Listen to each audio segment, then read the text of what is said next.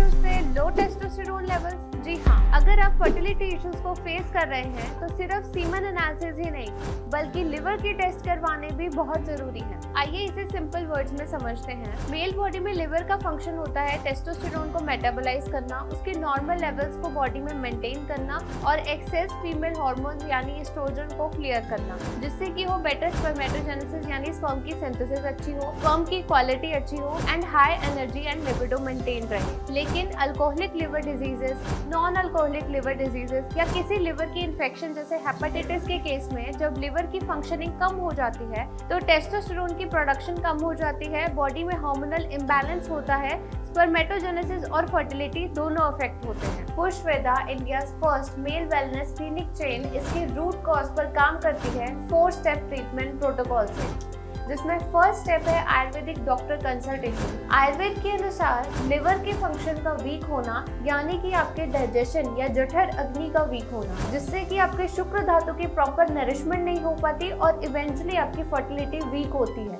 इसीलिए पुष्पवेदा के आयुर्वेदिक डॉक्टर्स आपके प्रकृति एनालिसिस एंड प्रॉब्लम के अकॉर्डिंग आपके रिपोर्ट्स को प्रॉपर्ली एनालाइज करते हैं। आपकी लिवर फंक्शन रिपोर्ट्स जैसे कि SGOT, PT, alkaline phosphatase level, hormonal levels को प्रॉपर्ली एनालाइज करके natural herb based treatment plan किया जाता है। सेकेंड स्टेप है डाइट एंड लाइफस्टाइल प्लान।